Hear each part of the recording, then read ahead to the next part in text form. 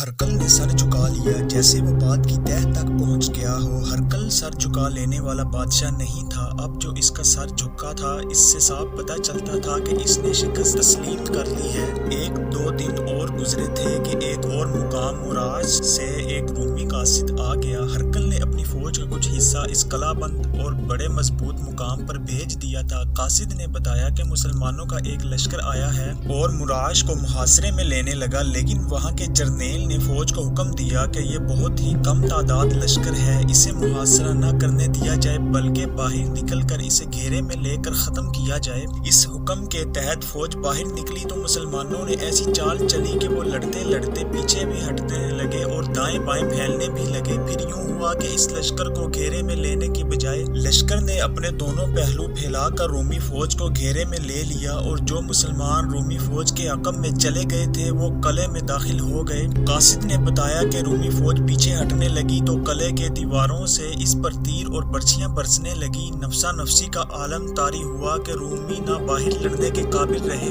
نہ قلعے میں داخل ہو سکے۔ جانی نقصان بے انداز ہوا اور زخمیوں کی تعداد بھی خاصی زیادہ تھی، اور وہی زندہ رہے جو اس معرکے سے نکل گئے تھے۔ تاریخ میں لکھا ہے کہ خالد بن ولید نے مراج پر حملہ کر کے قبضہ کر لیا اور رومی فوج کی جو نفری وہاں موجود تھی اسے تباہ و برباد کر دیا۔ اس کے بعد رباع میں ہرکل کو یہ اطلاع ملی کہ بیروت پر بھی مسلمانوں کا قبضہ ہو گیا ہے، اور اس تمام تر سرحدی علاقے سے مسلمانوں نے رومی فوج کو بے دخل کر دیا ہے۔ اس سرحدی علاقے میں شام کے دفاع کے لیے کئی ایک قلعے بنائے گئے تھے، ان سب پر مسلمانوں کا قبضہ ہو گیا۔ یہ تھے یزید بن ابی سفیان جو اس وقت دمشق میں تھے۔ سپہ سالار ابو عبیدہ کا حکم پہنچا تو وہ دمشق سے نکلے اور بیروت جا پہنچے۔ مورخ لکھتے ہیں کہ مسلمانوں کے یہ کارنامے معجزوں سے کم نہ تھے۔ بیروت اور اس کے ملحقہ علاقوں پر قبضہ ہو جانے کا مطلب یہ تھا کہ سمندر کی طرف سے رومیوں کو کوئی مدد اور کوئی کمک نہیں مل سکتی تھی۔ اس وقت مصر پر رومیوں کی ہی حکومت تھی۔ ہرکل مصر سے کمک منگوا سکتا تھا، لیکن مسلمانوں نے راستے مسدود کر دیے تھے۔ ہرکل تو بڑا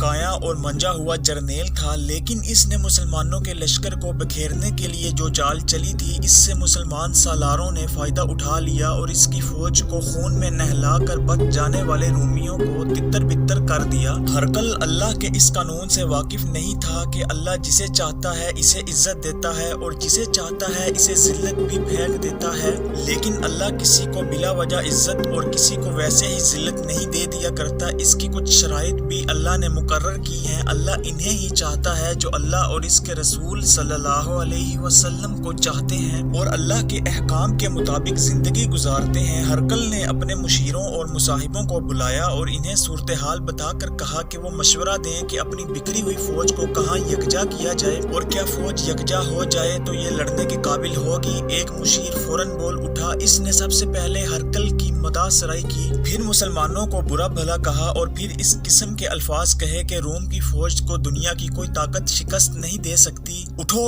ہرکل نے اس مشیر سے کہا، باہر نکل جاؤ، پھر مجھے کہیں نظر نہ آنا۔ ہرکل دوسرے مشیروں سے مخاطب ہوا، مجھے صحیح مشورہ چاہیے، صورتحال تم سب کے سامنے ہے۔ مشیروں اور مصاحبوں پر خاموشی طاری ہو گئی، جیسے وہ وہاں موجود ہی نہ تھے یا مر ہی گئے تھے۔ ہرکل انہیں دیکھتا رہا۔ سب کو غالباً توقع تھی کہ ہرکل گرج کر بولے گا اور حکم دے گا کہ اسے صحیح مشورہ دیا جائے۔ ان میں سے کوئی بھی سچ بات کہنے کی جرأت نہیں رکھتا تھا۔ غالباً ہرکل نے محسوس کر لیا کہ یہ لوگ کسی ذہنی کیفیت میں مبتلا ہیں۔ اسے شاید یہ احساس بھی ہو گیا تھا کہ ان لوگوں کو مدح سرائی اور خوشامد کا عادی اس نے خود بنایا ہے۔ اس کے سامنے بڑی ہی تلخ اور اذیت ناک حقیقت آ گئی تھی جو اسے مجبور کر رہی تھی کہ وہ سچ کا سامنا کرے۔ ہم اب کہیں بھی نہیں لڑ سکتے۔ ہرکل نے خود ہی فیصلہ سنا کر مشیروں کو ذہنی اذیت سے نکالا۔ ایک ہی صورت رہ گئی ہے، وہ یہ کہ ہم شام سے نکل جائیں اور مصر جا کر فوج کو منظم اور تیار کریں اور پھر شام پر حملہ آور ہوں۔ ہم پہلے اس تجربے سے گزر چکے ہیں۔ ایک بوڑھے مشیر نے کہا، ایرانیوں نے ہم سے صرف شام ہی نہیں مصر بھی چھین لیا تھا۔ آپ اس وقت بادشاہ نہیں تھے، خود مختار نہیں تھے، لیکن آپ نے بادشاہ کو بے اختیار کر کے سلطنت کے اور شام پر سلطنت کے اختیارات اپنے ہاتھ میں لیے فوج کو تیار کیا، اور جب مصر اور شام پر حملہ کیا تو ایرانیوں کو فیصلہ کن شکست دے کر دونوں ملکوں سے نکال دیا تھا۔ ہم تسلیم کرتے ہیں کہ ملک شام پر مسلمانوں کا قبضہ ہو گیا ہے، مصر تو ہمارے پاس ہے، فیصلہ بہتر یہی ہے کہ ہم یہاں سے نکل جائیں۔ اس کے بعد تمام مشیر باری باری بولنے لگے اور سب نے اسی فیصلے کی تائید کی کہ شام سے نکل جانا چاہیے۔ اگر ہم اس توقع پر فوج کو لڑاتے رہے کہ مسلمانوں کو ایک زوردار حملے سے پسپا کر دیں گے تو حاصل کچھ بھی نہ ہوگا سوائے اس کے کہ فوج جو بچ گئی ہے وہ بھی کٹ جائے گی۔ ہرقل نے حکم جاری کر دیا کہ وہ قسطنطنیہ جانا چاہتا ہے اور جتنی جلدی ہو سکے روانگی کی تیاری شروع کر دی جائے۔ اس وقت قسطنطنیہ بھی رومیوں کی سلطنت کا ایک بڑا شہر تھا اور جنگ سے محفوظ تھا۔ ہرقل کو اب وہی پناہ گاہ نظر آئی تھی۔ اس کے کوچ کی تیاریاں زور و شور سے شروع ہو گئیں۔ ہرقل تو اس دور کی سب سے بڑی اور ہیبت ناک جنگی طاقت کا سب سے بڑا جرنیل اور بادشاہ تھا۔ اس کے غرور اور تکبر نے اور انسانوں پر اس کے ظلم و تشدد نے اسے یہ روز عبرت دکھایا جب اس کی ہیبت ناک جنگی طاقت ڈرے سہمے ہوئے سپاہیوں کی صورت میں بکھر گئی تھی۔ اس کے نامور جرنیل مارے گئے تھے، ہر طرف اور ہر جگہ اس کے فوجیوں کی گلتی سڑتی ہوئی لاشیں بکھری ہوئی تھیں اور زخمی فوجی اپنے آپ کو گھسیٹتے تھے۔ اس فوج کا سب سے بڑا جرنیل اور بادشاہ مجسم حیرت بنے اس منزل کو روانہ ہو رہا تھا جسے وہ سب سے زیادہ محفوظ پناہ سمجھتا تھا، لیکن یقین نہیں تھا کہ اس منزل تک خیریت سے پہنچ بھی سکے گا یا نہیں۔ تاریخ میں صرف وہ واقعات ملتے ہیں جو عینی شاہدوں کے حوالے سے کبھی قلم بند کیے گئے تھے۔ ان واقعات میں انسان چلتے پھرتے بھاگتے دوڑتے ایک دوسرے کا خون بہاتے اور روئے زمین پر اچھی بری حرکتیں کرتے نظر آتے ہیں۔ کسی مورخ نے یہ نہیں لکھا کہ فلاں صورتحال میں فلاں کے دل میں کیا تھا اور اس کے اندر کیسے طوفان بپا ہو رہے تھے۔ کسی نے لکھا بھی تو یہ قیاس آرائی تھی یا قافیہ شناسی۔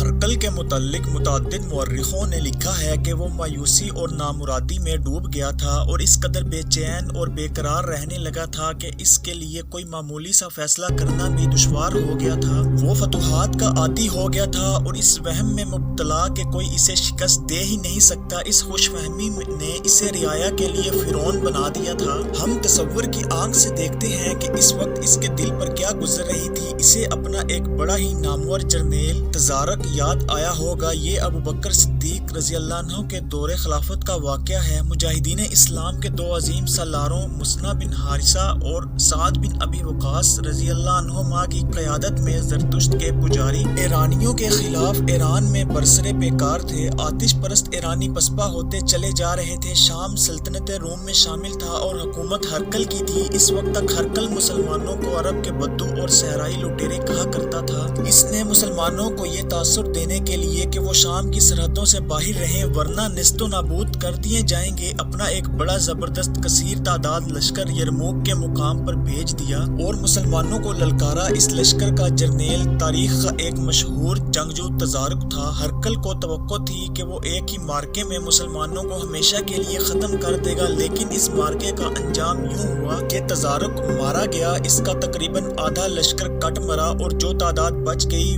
وہ بندہ بندہ ہو کر بکھری اور دہشت زدگی کے عالم میں واپس پہنچی۔ مورخ لکھتے ہیں کہ تزارک کے بعد ہرقل کو خود آگے بڑھنا چاہیے تھا تاکہ مسلمانوں پر اس کا دبدبہ قائم ہو جاتا، لیکن وہ اس لیے باہر ہی نہ نکلا کہ اسے بھی شکست ہوگی اور اس کا وقار یرموک کی زمین میں ہی دفن ہو جائے گا۔ اب جبکہ وہ شکست خوردگی کی حالت میں قسطنطنیہ جا رہا تھا، اسے یرموک کا مارکا یاد آیا ہوگا اور وہ پچھتایا بھی ہوگا کہ اس نے عبرت حاصل نہ کی اور مسلمانوں کو کمزور ہی سمجھتا رہا۔ پھر اسے رسول اللہ صلی اللہ علیہ وسلم کا ایک خط یاد آیا ہوگا جس میں حضور صلی اللہ علیہ وسلم نے اسے اسلام قبول کرنے کی دعوت دی تھی۔ اس واقعے کا مختصر سا پس منظر یوں ہے کہ جیسا پہلے بیان ہو چکا ہے، ایرانیوں نے رومیوں سے شام اور مصر چھین لیے تھے۔ اس وقت روم کا بادشاہ فوقاس تھا۔ ایرانیوں نے بیت المقدس فتح کیا تھا اور حضرت عیسیٰ علیہ السلام کی فرضی قبر سے صلیب اعظم اٹھا کر لے گئے تھے۔ ہرقل نے شاہ فوقاس کا تختہ الٹا خود شاہ روم یا کیسر روم بنا اور ایرانیوں کو شکست دے کر ان سے صلیب اعظم واپس لے لی تھی۔ وہ صلیب اعظم واپس حضرت عیسیٰ علیہ السلام کی مفروضہ قبر پر رکھنے بیت المقدس جا رہا تھا۔ رسول اکرم صلی اللہ علیہ وسلم وسلم نے اس کے نام ایک خط بھیجا جس میں اسلام قبول کرنے کی دعوت دی گئی تھی۔ یہ خط ایک صحابی احیا بن خلیفہ کلبی رضی اللہ عنہ لے جا رہے تھے۔ ہرقل انہیں بیت المقدس کے راستے میں ملا۔ انہوں نے وہیں رسول اللہ صلی اللہ علیہ وسلم کا خط ہرقل کو دے دیا اور جواب کا انتظار کرنے لگے۔ آج جب شکست خوردہ ہرقل مسلمانوں کے قہر و عذاب سے بھاگا ہوا شام کی سرحد سے نکل رہا تھا، اسے یقیناً مسلمانوں کے رسول صلی اللہ علیہ وسلم کا خط یاد آیا ہوگا، اور یہ بھی اس نے کس طرح حضور صلی اللہ علیہ وسلم کا مذاق اڑایا تھا۔ وحیہ بن خلیفہ کلبی پر پھبتیاں کسی تھیں، اور پھر اس نے حضور صلی اللہ علیہ وسلم کی شان میں گستاخانہ جملے کہے تھے، اور خط آپ کے ان صحابی کے منہ پر دے مارا تھا اور بڑی بےہودگی سے انہیں رخصت کیا تھا۔ عین ممکن ہے اب ہرقل دل ہی دل میں پچھتایا ہوگا کہ وہ ہلکا بگوش اسلام ہو جاتا تو آج وہ بھی فاتحین میں شامل ہوتا اور اس ذلت اور رسوائی تک نہ پہنچتا۔ تاریخ میں ہرقل کی اس وقت کی کیفیت اتنی سی ہی لکھی ملتی ہے کہ اس کا چہرہ مرجھایا ہوا، سر جھکا ہوا اور کندھے سکڑے ہوئے تھے۔ اس کے دل کو اس خیال نے بھلایا ہوگا کہ ابھی پورے کے پورے مصر اس کے قبضے میں ہے اور وہاں جا کر فوج کو تیار کرے گا اور پھر شام پر حملہ کر کے مسلمانوں سے انتقام لے گا۔ ہرقل کا قافلہ کوئی چند ایک افراد کا قافلہ نہیں تھا جو قسطنطنیہ جا رہا تھا۔ مصر اور شام کی بے انداز حسین ترین لڑکیوں کا حرم بھی ساتھ تھا، محافظ دستہ بھی تھا، اور اس ربا میں جو تھوڑی سی فوج موجود تھی وہ بھی ساتھ جا رہی تھی۔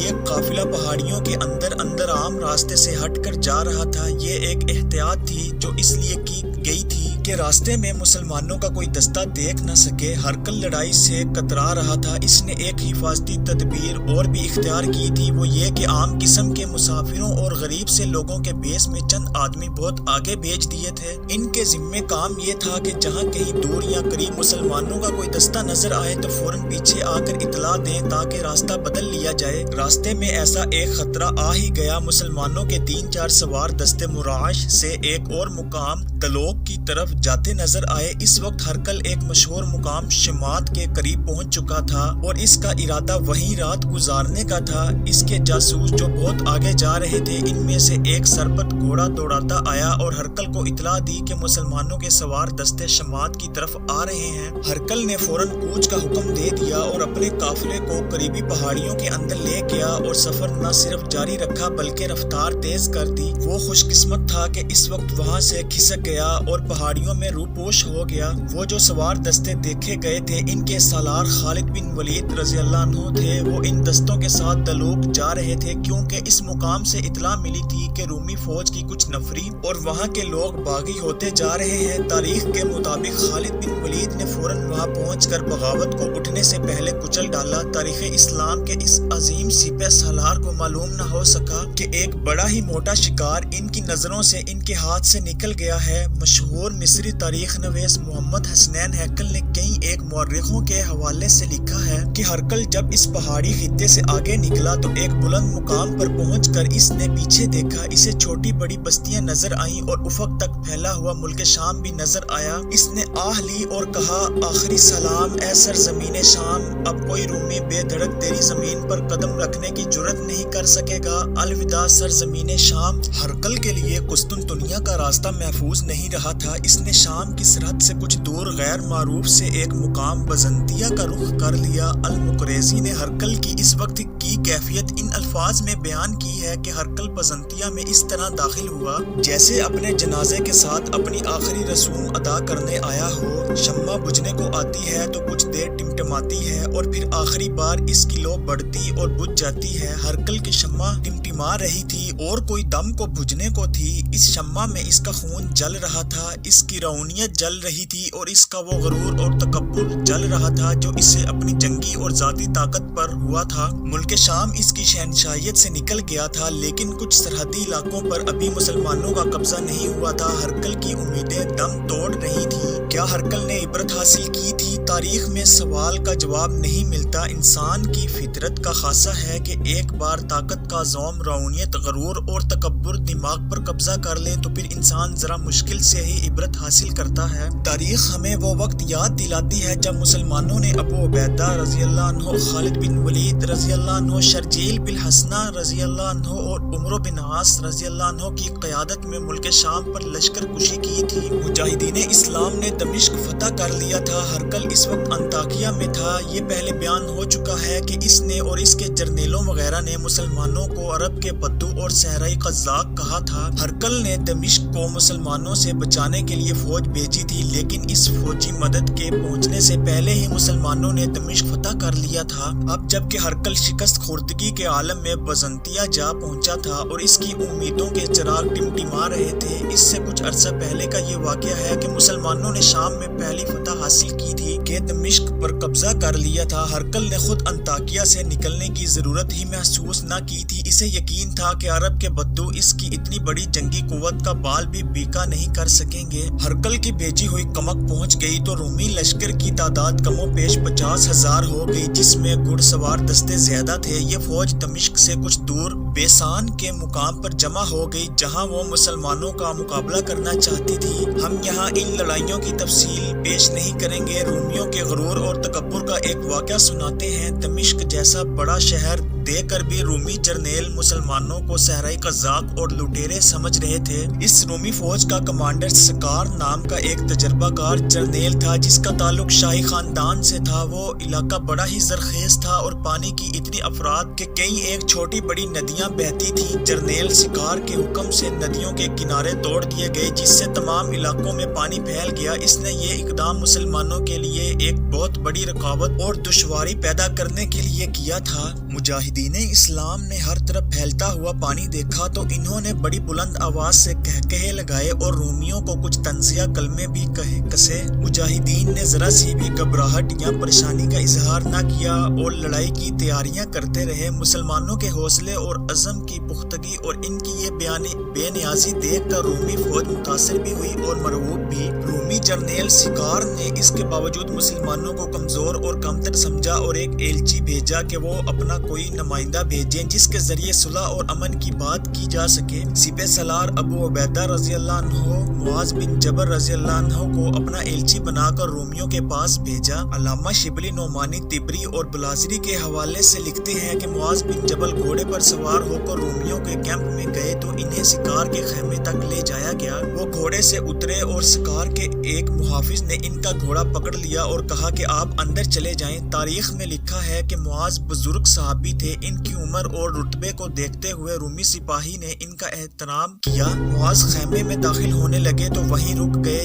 یہ تھا تو خیمہ، لیکن اندر سے یوں لگتا تھا جیسے کسی بادشاہ کا خاص کمرہ ہو۔ ایسی قیمتی سجاوٹ کہ یہ میدان جنگ کا خیمہ لگتا ہی نہیں تھا۔ جس چیز نے معاذ کو حیران اور پریشان کیا وہ خیمے کے اندر بچھا ہوا قالین تھا، اس قدر قیمتی اور ایسا عمدہ اور نفیس کہ معاذ اس پر پاؤں رکھنے سے گریز کر رہے تھے۔ رومی جرنیل سکار نے انہیں آگے آ کر بیٹھنے کو کہا۔ وہاں سبھی لوگ اور سکار بھی فرش پر بچھے ہوئے قالینوں پر بیٹھے تھے۔ معاذ رضی اللہ عنہ نے اس قالین پر بیٹھنے سے انکار کر دیا۔ ان کے درمیان جو باتیں ہو رہی تھیں وہ ایک ترجمان کے ذریعے ہو رہی تھیں۔ سکار چونکہ اس خطے کی زبان نہیں بولتا تھا نہ سمجھتا تھا، آپ اس قالین پر بیٹھ سکتے ہیں۔ سکار نے کہا، اس پر صرف غلاموں کو پاؤں رکھنے کی اجازت نہیں، میں مسلمان ہو کر اس قالین پر نہیں بیٹھوں گا۔ معاذ نے کہا، اس قالین سے مجھے غریب رعایا کے خون کی بو آ رہی ہے۔ یہ قالین غریب مزدوروں اور کسانوں کے حق چھین کر تیار کیا گیا ہے۔ قالین خیمے جتنا لمبا چوڑا نہیں تھا، زمین ننگی بھی تھی۔ معاذ رضی اللہ عنہ زمین پر یعنی خیمے کے فرش پر بیٹھ گئے۔ ہم آپ کی عزت کرنا چاہتے تھے۔ سکار نے کہا، اگر آپ کو اپنی عزت کا خود ہی خیال نہیں تو یہ ایک مجبوری ہے۔